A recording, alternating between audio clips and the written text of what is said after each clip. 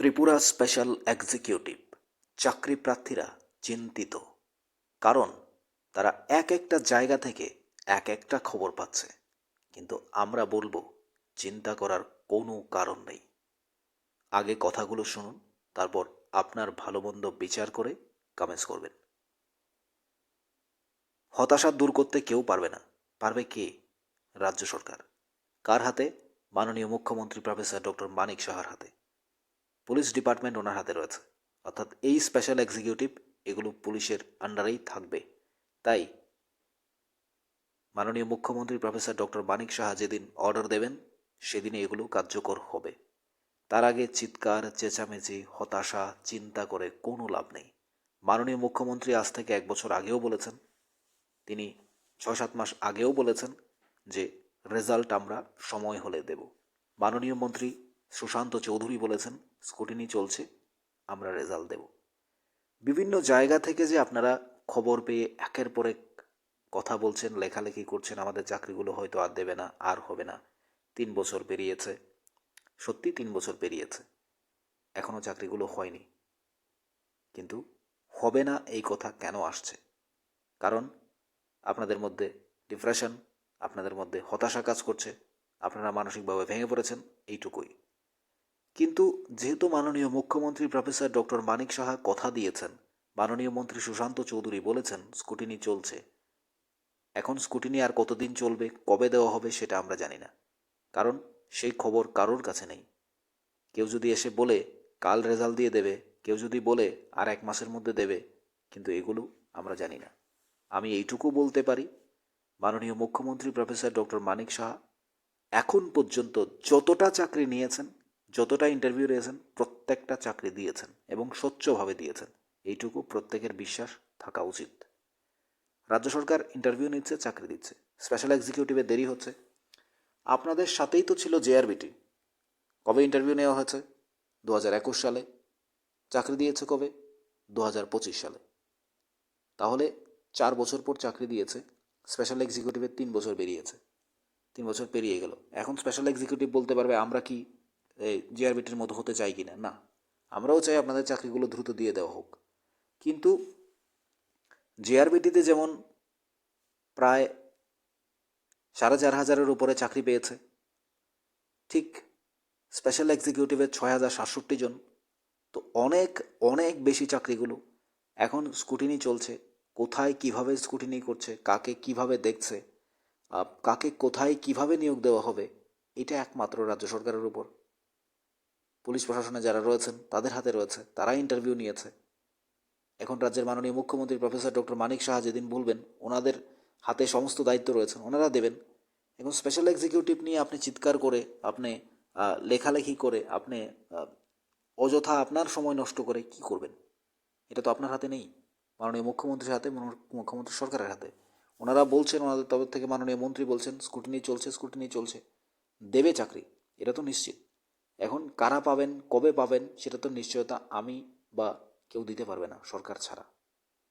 কিন্তু আমরা একটা জিনিস দেখছি, হয়তো বিভিন্ন জায়গাতে আমরা দেখছি যে এই স্পেশাল এক্সিকিউটিভ নিয়ে লেখালেখি, মাননীয় মুখ্যমন্ত্রী কিন্তু বলে দিয়েছেন যে লেখালেখির প্রয়োজন নেই, আন্দোলনের প্রয়োজন নেই, স্পেশাল এক্সিকিউটিভের চাকরি আমরা সময় হলে দিয়ে দেব, রেজাল্ট সময় হলে দেব।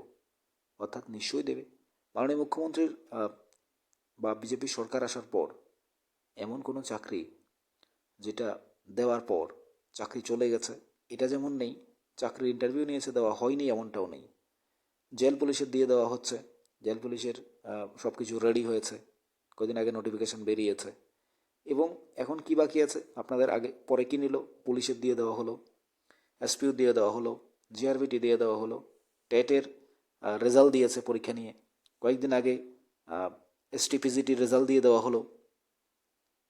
তাহলে সব কিছু তো হচ্ছে। আবার হাইকোর্ট থেকে ইদানিং যে ফিক্স পে তুলে দেওয়ার জন্য রায় দিয়েছে, এখন সরকার কি সেটা নিয়ে সুপ্রিম কোর্টে যাবে কি না, নাকি তারা এই ফিক্স পে তুলে দিয়ে সরাসরি রেগুলার করবে, সেটা একান্ত মাননীয় মুখ্যমন্ত্রীর ব্যাপার। মুখ্যমন্ত্রী আবার সরাসরি বললেন যে আমাদের রাজ্যে সেরকম কোনো ইনকাম সোর্স অর্থাৎ রিসোর্স নেই, তাহলে আমরা কিভাবে দেবো, কী করবো, আগে ক্যাবিনেটে বসে আলোচনা করতে হবে। অর্থাৎ সেটা সময় সাপেক্ষ, সেটা মাননীয় মুখ্যমন্ত্রীর হাতে রয়েছেন। তো স্পেশাল এক্সিকিউটিভের চাকরিটা যদি নাই দেওয়া হতো, স্পেশাল এক্সিকিউটিভের ইন্টারভিউ নিয়ে এতদিন রাখা হতো না। আর একজন সর্বোচ্চ প্রশাসক, যার হাতে সরকার, যে সরকার চালাচ্ছেন, যাকে আমরা স্বচ্ছতার, যে বেকারত্বের স্বচ্ছ চাকরির জন্য যাকে আমরা স্যালুট করি, যাকে আমরা বলছি মাননীয় মুখ্যমন্ত্রী স্বচ্ছতার মাধ্যমে চাকরি দিচ্ছেন, যা সরকার স্বচ্ছতার মাধ্যমে চলছেন, সব রেকর্ড ভেঙে দিয়েছেন। কারণ যারা চাকরি পেয়েছেন, যারা পাননি হয়তো তারা বলতে পারেন যে না, স্বচ্ছতার মাধ্যমে হচ্ছে না, কিন্তু যারা পেয়েছেন, এখানে সিপিএমের বাবা সিপিএম করতো, তারাও আছে। যার বাবা মা কংগ্রেস করতো, তারাও আছে। যারা তিপ্রামথা করেন তারাও আছে। যারা বিজেপি করেন তারাও আছে। কিন্তু আপনারা একবার ভেবে দেখুন তো, যারা সিপিএম করতো, যদি সরকার চাকরিটাকে অস্বচ্ছভাবে দিত, তাহলে সিপিএমের লোকগুলো কী করে চাকরি পেল? কংগ্রেসের লোকগুলো কী করে চাকরি পেল? মেইন কথা হলো, স্বচ্ছতা ছাড়া চাকরি হচ্ছে না। যেই চাকরি হচ্ছে, এটা শুধুমাত্র রেজাল্টের উপর নির্ভর করেই চাকরি দেওয়া হচ্ছে। এখন আপনি রেজাল্ট পেয়েছেন 80, এবার কেউ একজন 70 পেল, তাকে যদি সরকার 70টাকে 90 বানিয়ে চাকরি দেয়, এবার যে 90 পেয়েছে তাকে কি করবে? যে 80 পেয়েছে তাকে কি করবে? এটাই হচ্ছে বোঝার প্রশ্ন।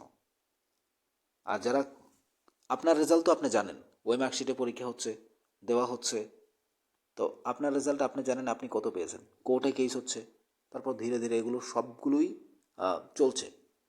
তো এখন আমার প্রশ্ন হলো, যে চাকরি তো সরকার নিচ্ছে, ইন্টারভিউ নিচ্ছে দেওয়ার জন্য, একটু অপেক্ষা আরও করতে হবে। আমার মনে হচ্ছে মাননীয় মুখ্যমন্ত্রী যেখানে বলেছেন আমরা রেজাল্ট, অবশ্যই রেজাল্ট দেবো, আমরা অবশ্যই সময় হলে দেব। মাননীয় মন্ত্রী সুশান্ত চৌধুরী বলছেন আমরা স্কুটিনি চলছে। তো স্পেশাল এক্সিকিউটিভের নিয়ে আমরা জানি, যারা পরীক্ষার্থী, যারা চাকরির পরীক্ষা দিয়েছেন, হাজার হাজার ছেলেমেয়েরা হতাশায়, চিন্তায় ডুবে আছেন। কারণ একটাই, কবে চাকরি পাবো, এ চাকরি আদৌ পাবো কি না, এটা নিয়ে অনেক টেনশন থাকে। অন্য জায়গাতে পড়াশোনা করতে কিংবা অন্য জায়গাতে যেতে, অর্থাৎ অন্য জায়গাতে কাজ করতে মন চায় না। এই রেজাল্টটা কী হবে, এই রেজাল্টটা আমি পাবো, এরকম একটা চিন্তা, এরকম একটা হতাশায় কাজ করে। কিন্তু তারপরেও আপনারা ভেঙে পড়লে চলবে না, আপনারা হতাশ হলে চলবে না। কারণ কি, আপনার চাকরি আপনি পাবেন যদি আপনি যোগ্য থাকেন। মাননীয় মুখ্যমন্ত্রী স্পষ্টই বলে দিয়েছেন, মাননীয় মুখ্যমন্ত্রী সরকার স্পষ্টটাই একদম সরাসরি সবার সামনে তুলে ধরেছেন যে আমরা চাকরি দেবো স্বচ্ছতার মাধ্যমে, আমরা অস্বচ্ছভাবে কোনো চাকরি দেবো না। তো এখন আমার প্রশ্ন হলো, আপনারা হতাশায় পড়ে, ভেঙে পড়ে, নিজের লাইফটাকে একটা বিভ্রান্তিকর পরিস্থিতিতে ফেলে দেখে কি করবেন? আপনি আপনার কাজ করুন, সময় হলে আপনাকে রেজাল্ট দেওয়া হবে, সময় হলে আপনাকে জানিয়ে দেওয়া হবে। অবশ্যই মাননীয় মুখ্যমন্ত্রী প্রফেসর ডক্টর মানিক সাহা সরকারের কাছে আমরা বারবার আবেদন জানাচ্ছি যে স্পেশাল এক্সিকিউটিভের আর দেরি নয়, স্পেশাল এক্সিকিউটিভ চাকরি যেন হয়ে যায়, স্পেশাল এক্সিকিউটিভ যেন নিশ্চিন্তে চাকরি করতে পারে, যারা চাকরি পেয়েছে চাকরি পাবে, যাদের নাম আসবে তারা যেন নিশ্চিন্তে থাকতে পারে, আর যারা পাবে না তারা অন্য চিন্তা করবে। এটা অবশ্যই, রেজাল্ট যেন দ্রুত দিয়ে দেওয়া হয় সেটা তো আমরা বলছি, কিন্তু মাননীয় মুখ্যমন্ত্রী সরকার কখন স্কুটিনি শেষ হবে, কখন তারা চাকরিটা দেবে, কখন তারা মনে হবে যে এই চাকরিটা এখন দেওয়া উচিত, সেটা তো মাননীয় মুখ্যমন্ত্রী এবং তার সরকারের বিষয়। এটা তো আমরা বলতে পারি না, আমরা জানিও না কখন দেবে।